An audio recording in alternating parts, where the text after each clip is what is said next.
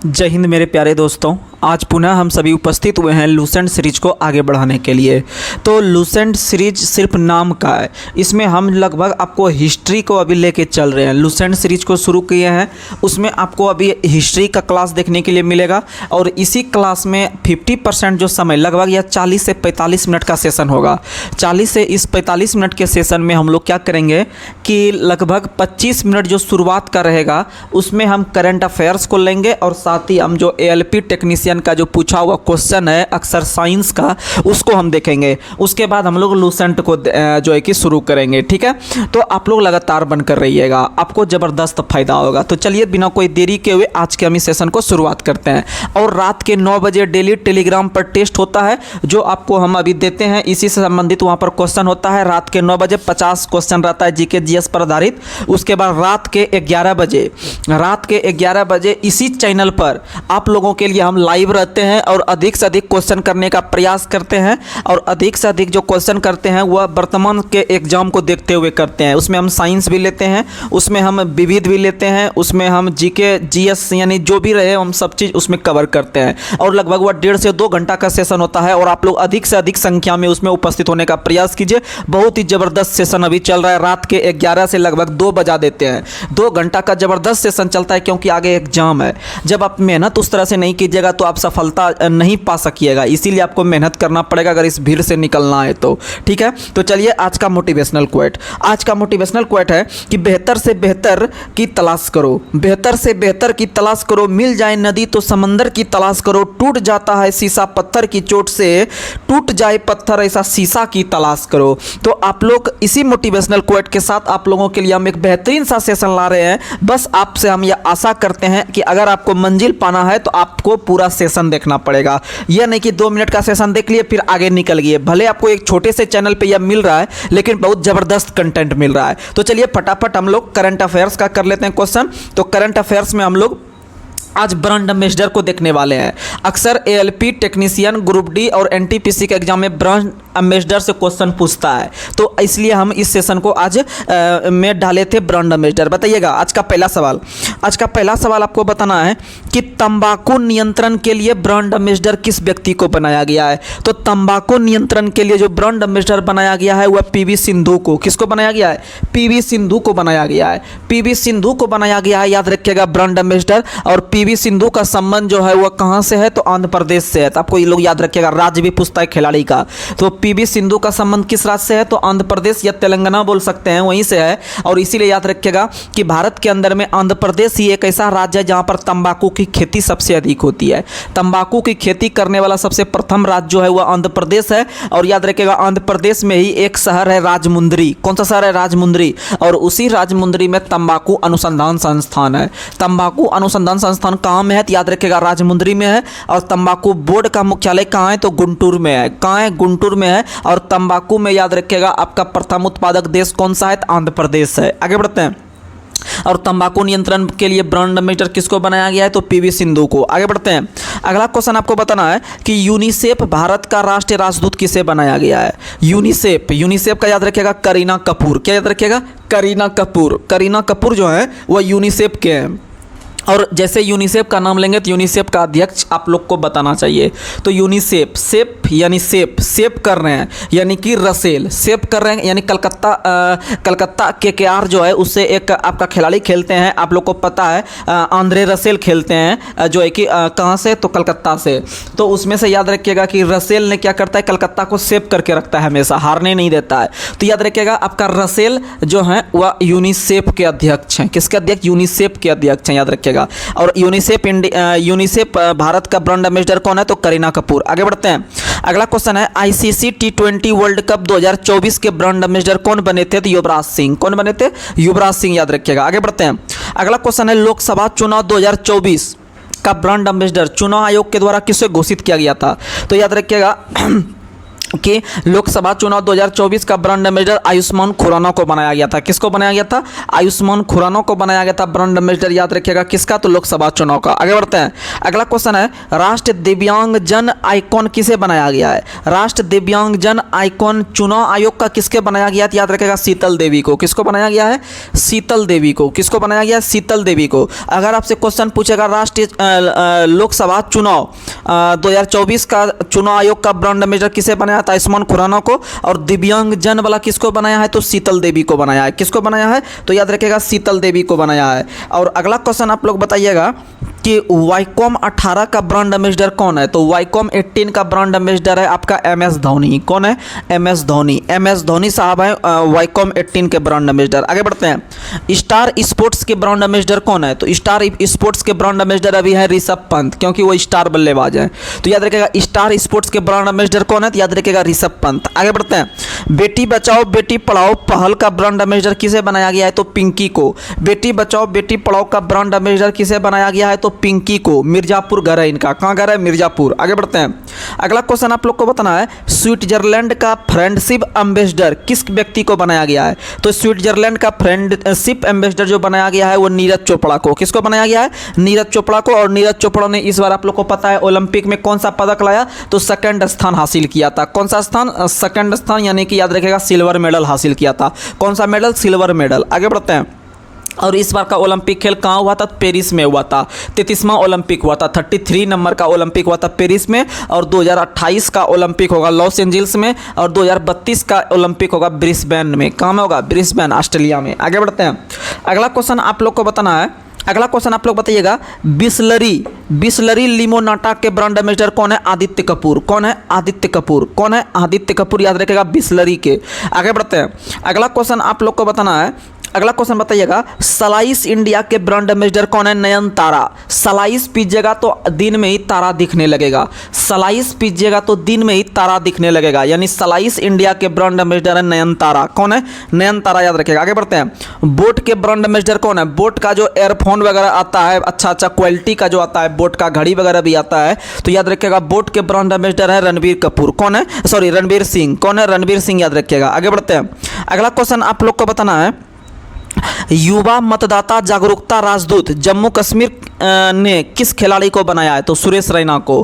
किसको बनाया है? सुरेश रैना को। याद रखिएगा जो है कि आपका जम्मू कश्मीर के द्वारा जो है कि उनको क्या बनाया है? तो याद रखिएगा युवा मतदाता जागरूकता का ब्रांड एम्बेसडर सुरेश रैना। आगे बढ़ते हैं, भारतीय स्टेट बैंक के ब्रांड एम्बेसडर कौन है? MS धोनी। भारतीय स्टेट बैंक के ब्रांड एम्बेसडर कौन है? तो MS धोनी। और MS धोनी को उससे पहले बताए वाईकॉम 18 का भी ब्रांड एम्बेसडर है। आगे बढ़ते हैं, बंगाल राज्य का ब्रांड एम्बेसडर कौन है? सौरभ गांगुली। बंगाल राज्य का ब्रांड एम्बेसडर कौन है? तो याद रखिएगा सौरभ गांगुली। बंगाल का कौन है? सौरभ गांगुली। आगे बढ़ते हैं, स्टेट इलेक्शन आइकॉन राजस्थान सरकार के द्वारा किसे बनाया गया था? तो दिव्यकीर्ति सिंह को। और दिव्यकीर्ति सिंह का संबंध है घुड़सवारी से। किससे है? घुड़सवारी से। याद रखिएगा दिव्यकीर्ति सिंह का संबंध किससे? घुड़सवारी। आगे बढ़ते हैं, भारत पेट्रोलियम का ब्रांड एम्बेसडर कौन है? आपको हम जुगाड़ देते हैं, भारत पेट्रोलियम। अगर आप पेट्रोल वाला गाड़ी चलाते हैं, देखते होंगे वो हमेशा टिका हुआ रहता है, जल्दी स्पीड पकड़ लेता है। तो उसी तरह से राहुल द्रविड़ जो थे वो पेट्रोल पी के खेलते थे, आउट ही नहीं होते थे, इसीलिए उनको द वाल के नाम से जानते थे।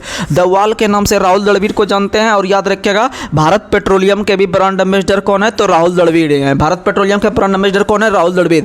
आगे जो NTPC का एग्जाम होने वाला है, रेलवे में RPF का होने वाला है, LP का, टेक्नीशियन का, ये सब में प्रबल दावेदार है। ये सब क्वेश्चन पूछता है, इसीलिए आपको हम ये पूछ रहे हैं। तो चलिए अब हम लोग चलते हैं जो है कि साइंस का क्वेश्चन ले लेते हैं, जो प्रीवियस पूछा गया था आपका LP CBT 1 2019 में जो एग्जाम हुआ था 18-19 में, उसका हम क्वेश्चन लेते हैं। एक एक पेज करके हमको इसको खत्म करेंगे। बताइएगा, अगला क्वेश्चन बताना आपको, किस अभिक्रिया द्वारा उच्च प्रतिक्रिया वाली धातुओं का निष्कर्षण होता है? तो याद रखिएगा इलेक्ट्रोलाइसिस विधि के द्वारा उच्च प्रतिक्रिया वाली धातु का निष्कर्षण होता है। आगे बढ़ते हैं, कौन सी धातु को आसानी से काटा जा सकता है? तो इसका आंसर होगा सोडियम। क्या होगा? सोडियम। याद रखिएगा क्या होगा? सोडियम। और याद रखिएगा सोडियम का परमाणु संख्या कितना होता है? तो सोडियम का परमाणु संख्या 11 होता है। कितना होता है? 11 होता है। और 12 किसका होता है? तो 12 मैग्नीशियम का होता होता है, 13 एल्युमिनियम का होता है, याद रखिएगा। और 14 किसका होता है, तो आप लोग को पता है 14 जो होता है वह आपका सिलिकॉन का होता है, 15 फास्फोरस का होता है, 16 सल्फर का होता है, 17 क्लोरीन का होता है, 18 ऑर्गन का होता है, 19 पोटेशियम का होता है और 20 कैल्शियम का होता है। तो ये सब आप याद रखिएगा, ठीक है। आगे बढ़ते हैं। अगला सवाल आप लोग को बताना है कि कुकुरमुत्ता है एक क्या, तो सेप्रोट्रॉप। क्या है, सेप्रोट्रॉप है। क्या है, सेप्रोट्रॉप। कुकुरमुत्ता है एक क्या, तो सेप्रोट्रॉप है। आगे बढ़ते हैं।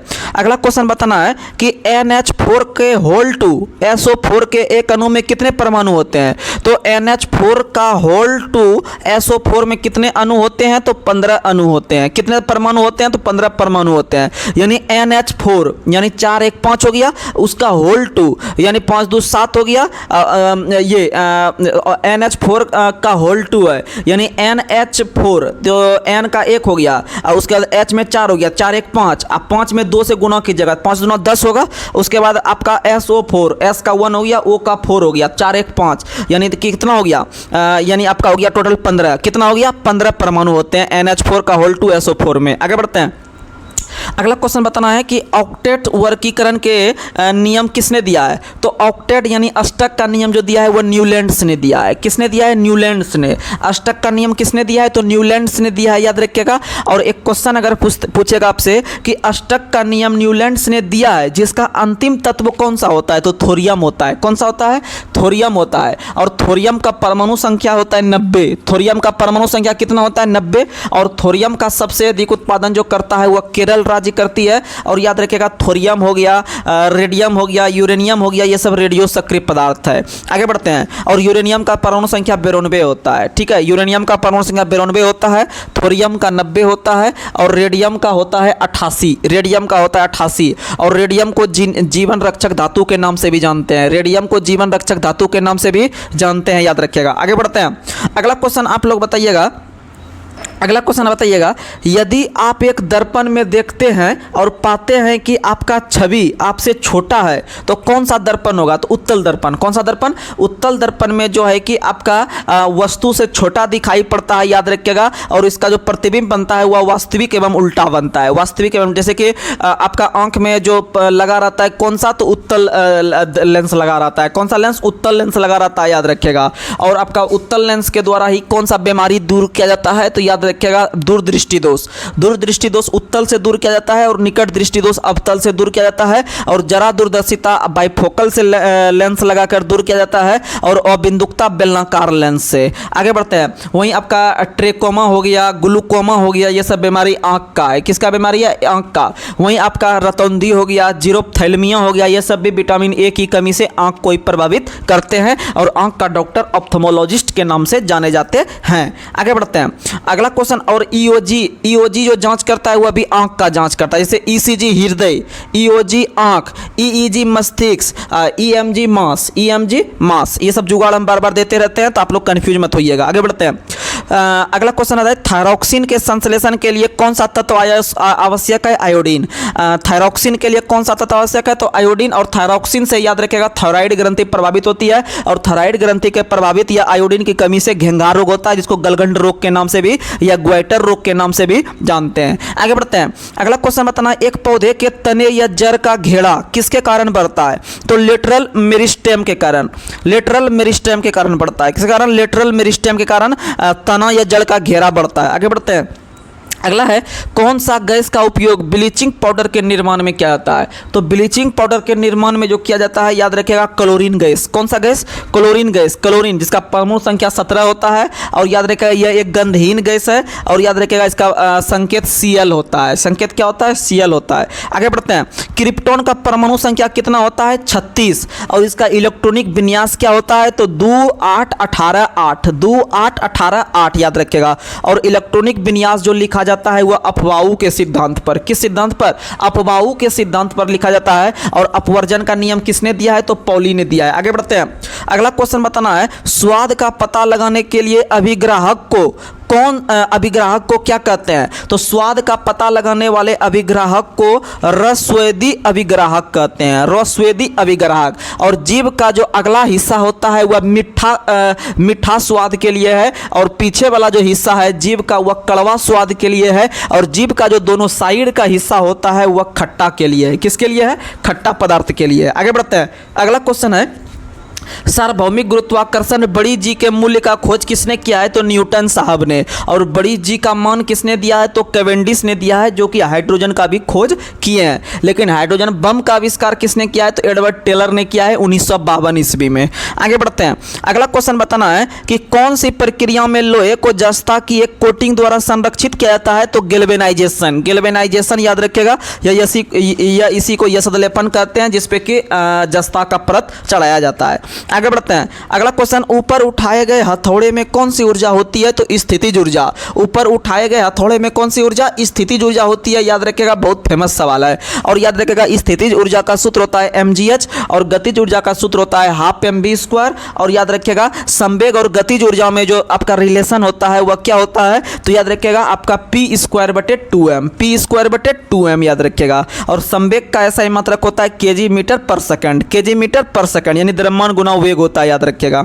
आगे बढ़ते हैं, अगला क्वेश्चन है, जब हम आवधिक तालिका में समूहों में नीचे आते हैं तो सेल की संख्या बढ़ती जाती है। सेल की संख्या क्या होती जाती है? बढ़ती जाती है, याद रखिएगा। आगे बढ़ते हैं, दांत में सड़न शुरू हो जाती है मुंह का पीएच मान कितना से कम होने पे? तो 5.5 से कम होने पे दांतों का सड़न क्या होता है? चालू हो जाता है। और याद रखिएगा, 5.6 से कम होने पे जल का हम लोग अम्ल वर्षा कहते हैं। और अम्ल वर्षा का खोज किसने किया था? तो फोरियर नाम के वैज्ञानिक ने किया था। और पहली बार अम्ल वर्षा जो हुआ था वह स्वीडन में हुआ था। और सबसे अधिक अम्ल वर्षा कहाँ होता है? तो नॉर्वे में। और अम्ल वर्षा जो होता है वह दो चीज का मिश्रण होता है, SO2 NO2, याद रखिएगा। SO2 NO2 के मिश्रण को ही अम्ल वर्षा कहते हैं। बहुत फेमस सवाल है। आगे बढ़ते हैं, अगला क्वेश्चन आप लोग को बताना है कि ओजोन के एक अणु में कितने परमाणु होते हैं? 3 परमाणु। कितने परमाणु? 3 परमाणु। आगे बढ़ते हैं, जब प्रकाश की एक किरण एक सघन माध्यम से विरल माध्यम में यात्रा करती है तो वह अभिलंब से दूर जाती है, अभिलंब से दूर।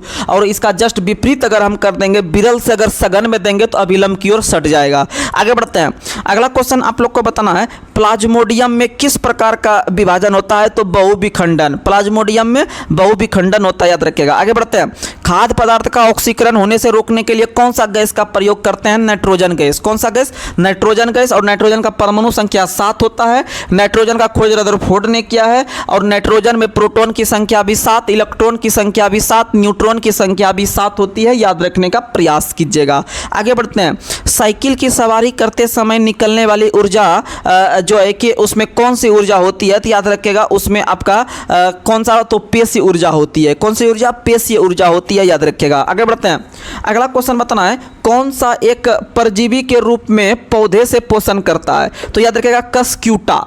कसक्यूटा एक परजीवी है। कसक्यूटा एक परजीवी के रूप में पौधे से पोषण प्राप्त करता है। आगे बढ़ते हैं, अगला क्वेश्चन आप लोग को बताना है, व्यवस्थित वस्तुओं की वो प्रवृत्ति जो स्थिर या समान गति से गतिमान रहने के लिए प्रवृत्त करता है उसे जड़त्व कहते हैं। क्या कहते हैं? जड़त्व कहते हैं, याद रखिएगा, यानी इनर्शिया कहते हैं। और न्यूटन के प्रथम गति नियम को जड़त्व का नियम या लॉ ऑफ इनर्शिया के नाम से भी जानते हैं। और न्यूटन के दूसरे गति नियम से हमको बल की व्यंजक प्राप्त होता है, बल का व्यंजक प्राप्त होता है। और न्यूटन के तीसरे गति नियम को जो है कि क्रिया प्रतिक्रिया नियम के नाम से भी, क्रिया प्रतिक्रिया के नाम से भी जानते हैं, याद रखने का प्रयास कीजिएगा। थोड़ा पानी पी लेते हैं तुरंत, उसके बाद फिर दे दनादन।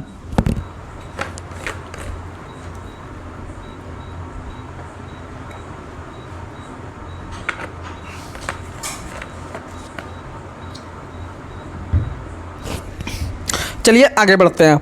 अगला सवाल आपको बताना है, प्रोपेन का आणविक सूत्र क्या होता है? तो C3H8। बढ़ते चलिएगा, CH4 हो गया मीथेन का, फिर आपका उसके बाद एथेन का हो गया, पहला हो गया CH4, दूसरा हो गया C2H6, फिर C3H8 जो हो जाएगा वो हो जाएगा मेथेन एथेन प्रोपेन का हो जाएगा C3H8। इसी तरह चलता है, मेथेन एथेन प्रोपेन में प्रोब, यानी इस तरह से बढ़ते बढ़ते आप आगे तक चलिएगा तो ये सब क्वेश्चन आता है। Methane ethane propane decane pentane heptane nonane decane, ये सब चलते रहता है रेगुलर, आप लोग याद कर लीजिएगा, ये क्वेश्चन आता है। ठीक है, आगे बढ़ते हैं। अगला क्वेश्चन है, गति का पहला समीकरण किसके किसके बीच संबंध को दर्शाता है? तो वेग और समय। वेग और समय आप लोग को बताए हैं कि पहला जो होता है v बराबर u plus minus A T, यानी टी लास्ट में टी आ रहा है, यानी शुरू और लास्ट देखना है, शुरू और लास्ट देखना है। तो शुरुआत कर रहे हैं v से और लास्ट कर रहे हैं t से, यानी वेग और समय जो हो गया वह न्यूटन के प्रथम गति नियम। और न्यूटन के दूसरा गति नियम हो गया s बराबर U T plus half A T square, यानी कि दूसरा जो हो गया s का मतलब स्थिति और t का मतलब समय, स्थिति और समय के बीच हो गया दूसरा। और फिर होता है आपका v स्क्वायर बराबर you square minus 2as, s का मतलब हो गया आपका स्थिति और v का मतलब याद रख लीजिएगा वेग, स्थिति और वेग के बीच मार दीजिएगा तीसरा, ठीक है।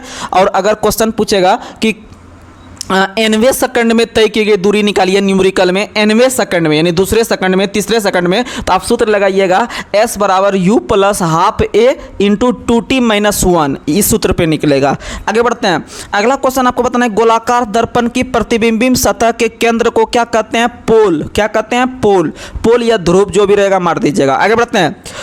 अगला क्वेश्चन आप लोग को बताना है, यौन प्रजनन में माता पिता का योगदान अपने जीन का कितना हिस्सा होता है? 1/4, 1/2, 1/3 या पूरा? तो याद रखिएगा 1/2 यानी आधा हिस्सा होता है, आधा आधा। आगे बढ़ते हैं। पुरुष में प्राथमिक यौन अंग कौन सा होता है? विरिसन। कौन सा होता है? विरिसन। और पुरुषों का मुख्य आपका जो रहता है सेक्स हार्मोन कौन सा? तो रहता है इसका टेस्टोस्टेरोन। और महिला का सबसे प्रमुख सेक्स हार्मोन कौन सा रहता है? तो एस्ट्रोजन रहता है। आगे बढ़ते हैं। निर्वात में प्रकाश का वेग कितना होता है? तो 3 गुना 10⁸ मीटर पर सेकंड होता है, याद रखिएगा।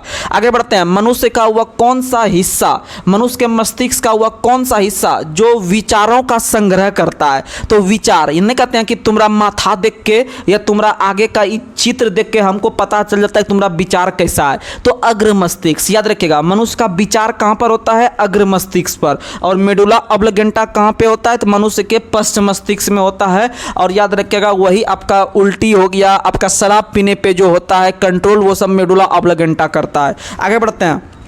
अगला क्वेश्चन आप लोग को बताना है कि किस वैज्ञानिक के द्वारा गणित की शाखाओं में से गणना का आविष्कार किया गया? तो न्यूटन के द्वारा गणना का आविष्कार किया गया, याद रखिएगा। वो किसके द्वारा? तो याद रखिएगा न्यूटन के द्वारा, कैलकुलस यानी। आगे बढ़ते हैं।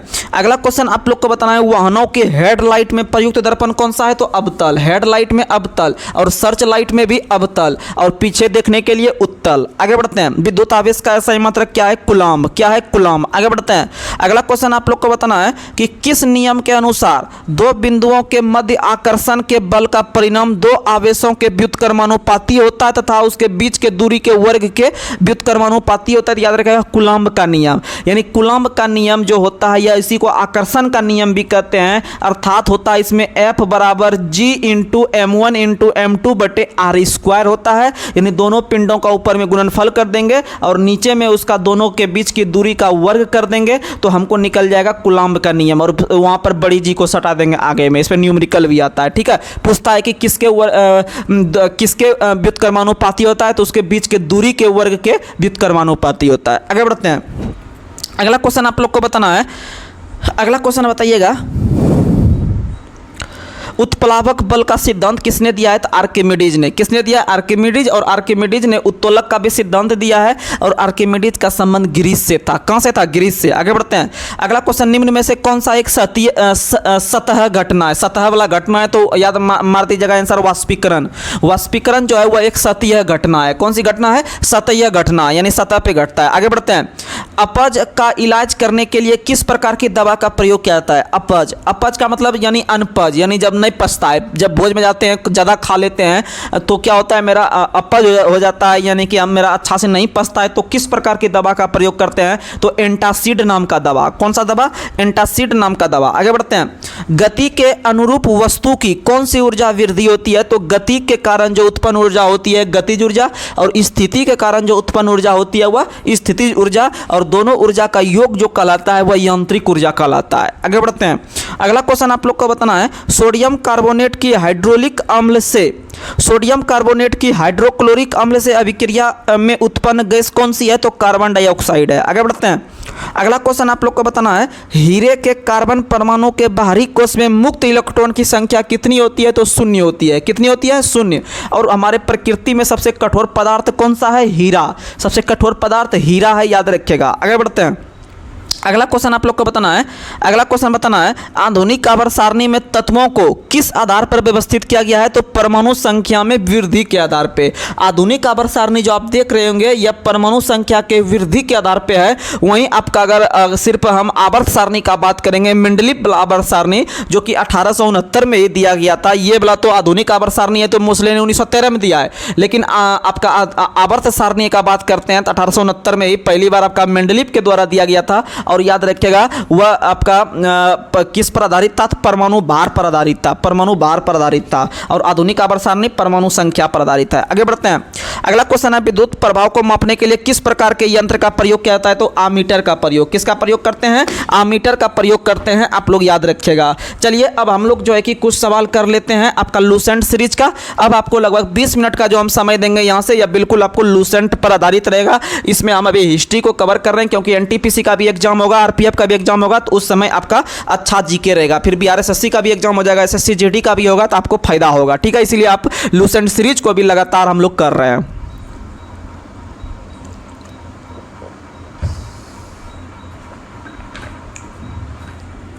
बताइएगा, आज से हम लोग दिल्ली सल्तनत का शुरुआत कर रहे हैं, तो आप लोग याद रखिएगा। तो आपको बताए थे, पिछले दिन भी बताए थे, लाइव सेशन में हम बताए थे चीज़। 3 प्रकार के मुस्लिम आक्रमण पहली बार देखने के लिए मिलता है। पहला आप लोग को पता है 712 ईस्वी में पहला अरब आक्रमण होता है मोहम्मद बिन कासिम के काल में। फिर उसके बाद मोहम्मद गजनी को देखने के लिए मिलता है। फिर आपका मोहम्मद गौरी को देखने के लिए मिलता है। जब मोहम्मद गौरी का मृत्यु आपका हो जाता है आपका 1230 ईस्वी में, तब उसके बाद जो है कि 1130 ईस्वी में सब, तब फिर जो है कि उसके बाद धीरे धीरे जो है कि भारत के अंदर में जो है कि जितने गुलाम थे उसको अलग अलग क्षेत्र बांट दिया गया था। जैसे उत्तर भारत का क्षेत्र गौरी ने कुतुबुद्दीन ऐबक को दिया था क्योंकि वह उसका गुलाम था। तो याद रखिएगा कुतुबुद्दीन ऐबक ने आगे चल के 1206 ईस्वी में, याद रखिएगा 1206 ईस्वी में मोहम्मद गौरी की हत्या, मोहम्मद गजनी की हत्या हुआ था 1130 में, मोहम्मद गजनी की हत्या 1130 में हुआ था। और 1206 में जो हत्या हुआ था मोहम्मद गौरी का हुआ था। जब 1206 में मोहम्मद गौरी का हत्या हुआ तो उसके बाद विभिन्न प्रकार का क्षेत्र यहाँ पर जो है कि अलग अलग क्षेत्र में बांट दिया गया। तो उसमें से 1206 में जो है कि दिल्ली सल्तनत का स्थापना किसने कर दिया? तो याद रखिएगा कुतुबुद्दीन ऐबक ने। और कुतुबुद्दीन ऐबक जो थे वो किसके गुलाम थे? तो मोहम्मद गौरी के गुलाम थे, याद रखिएगा। तो यहाँ से हम मेन जो क्वेश्चन है हम 2 पेज दिए थे, इसको फटाफट पूछ लेंगे, आप लोग लगातार बनकर रहिएगा। तो वहीं आपको दिल्ली सल्तनत अगर हम पढ़ते हैं तो दिल्ली सल्तनत के अंतर्गत कुल 5 राजवंश देखने के लिए मिलता है। 5 राजवंश में पहला याद रखिएगा आपका गुलाम वंश, दूसरा खिलजी वंश, तीसरा तुगलक वंश, चौथा सैयद वंश और 5वां जो याद होता है वो लोधी वंश है। तो इसका कार्यकाल आप लोग को बता देते हैं। यहाँ से क्वेश्चन उठता है कि दिल्ली सल्तनत में सबसे लंबा कार्यकाल किस वंश का था और दिल्ली सल्तनत में सबसे छोटा कार्यकाल किस वंश का था? तो आप लोग जो है कि जहाँ पर अभी पढ़ रहे होंगे वहाँ पर आप दीवार में जो है कि आप कहीं पर लिख दीजिएगा, मैप वगैरह जो साटे होंगे या कॉपी में जहाँ नोट्स बनाते होंगे, यहाँ से क्वेश्चन आता है, 100% आएगा क्वेश्चन। तो याद रखिएगा गुलाम वंश 1206 से लेकर 1290 तक, उसके बाद फिर आपका खिलजी वंश 1290 से लेकर 1320 तक, फिर आपका तुगलक वंश 1320 से लेकर 1414 तक, फिर आपका सैयद वंश 1414 से लेकर 1451 तक और लोधी वंश 1451 से लेकर 1526 तक। 1526 के बाद बाबर का शासन आ जाएगा। तो यहाँ से हम 2 क्वेश्चन हमको देखने के लिए मिल रहा है कम से कम शासन काल में कि सबसे लंबा और छोटा किसका है। तो सबसे लंबा कार्यकाल जो है वह तुगलक वंश का है और सबसे छोटा जो कार्यकाल है वह सैयद वंश का है। किसका है? तो याद रखिएगा सैयद वंश का है। तो ये 2 क्वेश्चन जो है कि एग्जाम में आ सकता है और आता ही है, तो आप लोग याद रखिएगा। सबसे लंबा कार्यकाल है तुगलक वंश का और सबसे छोटा कार्यकाल है सैयद वंश का। और इसमें सबसे अंतिम राजवंश जो हुए हैं वह लोधी वंश हुए हैं और लोधी वंश जो है वह सबसे पहला अफगान राजवंश का स्थापना यहाँ पर करेगा। ठीक है, तो चलिए हम फटाफट क्वेश्चन पढ़ते हैं। तो बताइएगा गुलाम वंश को और किस नाम से जानते हैं? तो गुलाम वंश को हम लोग जो है कि 2-3 नाम से जानते हैं, जैसे दास वंश। दास वंश नाम का ये पढ़ा जानते हैं क्योंकि इसका जो स्थापना किया गया है गुलाम वंश का, वह एक दास थे कुतुबुद्दीन ऐबक, मोहम्मद गौरी के गुलाम थे, इसीलिए इनका नाम क्या पड़ा है? तो दास वंश पड़ा है। और इनका एक और नाम है सलेब वंश। कौन सा वंश? सलेब वंश। अगर SLABE सलेब, सलेब वंश भी किसका नाम है? तो याद रखिएगा गुलाम वंश का ही नाम है। वहीं इनका एक और नाम है ममलूक वंश। कौन सा वंश? ममलूक वंश। ममलूक वंश भी इनको कहते हैं। तो गुलाम वंश, दास वंश, सलेब वंश, ममलूक वंश, ये 4 वंश जो हैं वो इनको जानते हैं, याद रखिएगा। जो जिसका स्थापना किसने किया है तो याद रखिएगा कुतुबुद्दीन ऐबक ने किए हैं, जो मोहम्मद गौरी का गुलाम था। और आप लोग को बता दे कि गुलाम वंश तो सब नाम जानता है, लेकिन अगर पूछेगा कि गुलाम वंश का नाम ममलूक वंश किस इतिहासकार ने दिया है, क्योंकि बहुत सारे इतिहासकार इनको गुलाम नहीं मानते हैं, ठीक है। तो याद रखिएगा कि गुलाम वंश को ममलूक वंश जो जानते हैं वो एक इतिहासकार थे जिसका नाम है हबीबुल्लाह। क्या नाम है? हबीबुल्लाह। हबीबुल्लाह नाम के इतिहासकार ने दिल्ली सल्तनत के अंतर्गत प्रथम राजवंश गुलाम वंश का नाम ममलूक वंश भी रखा है। याद रखने का प्रयास कीजिएगा, बहुत अच्छा सवाल बताए। खैर आपको अभी हम लेवल ज़्यादा हाई नहीं देंगे, वो लेवल थोड़ा हाई चल जाएंगे उधर जब बात करने लगेंगे। तो आपको फिलहाल हम जो लेवल रख रहे हैं वो एनटीपीसी, आरपीएफ एसआई, उसके बाद फिर एसएससी जीडी और आपका बिहार एसआई, बिहार सचिवालय तक लेवल रख रहे हैं, ठीक है। तो फटाफट अब हम क्वेश्चन करेंगे। अगर आपसे क्वेश्चन पूछे कि दिल्ली सल्तनत में कुल कितने राजवंश, तो कुल 5 राजवंश। 5 राजवंश में से पहला कौन सा हो गया, तो गुलाम वंश। अगर क्वेश्चन पूछेगा कि गुलाम राजवंश में कुल कितने शासक ने शासन किए हैं, तो गुलाम वंश में जो पहला राजवंश हुआ है दिल्ली सल्तनत का, तो गुलाम राजवंश में याद रखिएगा कुल 11 शासक ने शासन किए हैं। कुल 11 शासक के शासन किए हैं, जिसमें से पहला आपको बता देते हैं कुतुबुद्दीन ऐबक है, दूसरा आराम शाह है, तीसरा इल्तुतमिश है, उसके बाद रुकनुद्दीन फिरोज है, उसके बाद रजिया सुल्तान है, उसके बाद बहराम शाह है, उसके बाद मसूद शाह है, उसके बाद नसीरुद्दीन महमूद शाह है, उसके बाद गयासुद्दीन बलबन है, उसके बाद कैकुबाद है, और सबसे अंतिम जो 11वां नंबर के हुए हैं वो शमसुद्दीन कैमूर्स हुए हैं। यानी गुलाम वंश के अंतिम शासक याद रखिएगा शमसुद्दीन कैमूर्स, ठीक है। फटाफट हम क्वेश्चन करेंगे, आप लोग सुनते चलिएगा। गुलाम वंश का स्थापना कुतुबुद्दीन ऐबक ने कब किया था? 1206 में। कब किया था? 1206 में। अगला क्वेश्चन, कुतुबुद्दीन ऐबक किसका गुलाम था? तो याद रखिएगा मोहम्मद गौरी का गुलाम। किसका गुलाम? मोहम्मद गौरी का गुलाम। आगे बढ़ते हैं। कुतुबुद्दीन ऐबक ने अपनी राजधानी कहां बनाई थी? लाहौर। कुतुबुद्दीन ऐबक ने अपनी राजधानी कहां बनाई थी? लाहौर। और जब इसके बाद मुख्य शासक बनेंगे इल्तुतमिश, तो वो अपनी राजधानी लाहौर से स्थानांतरित करके दिल्ली कर देगा। कहां कर देगा? दिल्ली कर देगा। आगे बढ़ते हैं।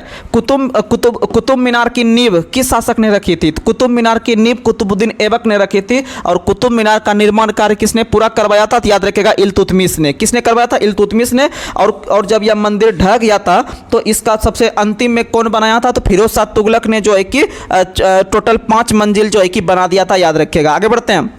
अगला क्वेश्चन है, लाल बख्श के नाम से किसको जानते हैं? कुतुबुद्दीन ऐबक को, यानी लाखों का दान देने वाला। अगला क्वेश्चन आप लोग बताइए, अगला क्वेश्चन बताइएगा, चंगेज खान का वास्तविक नाम क्या था? चंगेज खान का वास्तविक नाम क्या था? तो याद रखिएगा कि चंगेज खान का जो वास्तविक नाम था, याद रखिएगा तेमुचिन। क्या नाम था? तेमुचिन। चंगेज खान का वास्तविक नाम क्या था? तो याद रखिएगा तेमुचिन। क्या नाम था? तेमुचिन। आगे बढ़ते हैं। अगला क्वेश्चन बताना है, चंगेज खान का पिता का क्या नाम था? तो येसुगाई बहादुर। येसुगाई बहादुर। येसुगाई बहादुर। येसुगाई बहादुर, याद रखिएगा चंगेज खान का जो है कि पिता का नाम था। आगे बढ़ते हैं।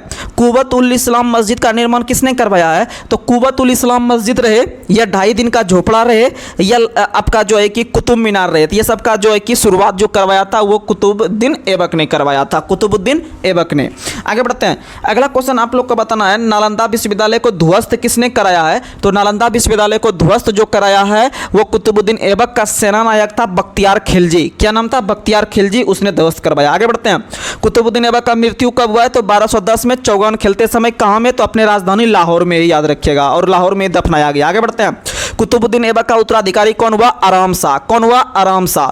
3 शासक का उत्तराधिकारी आप याद रखिएगा।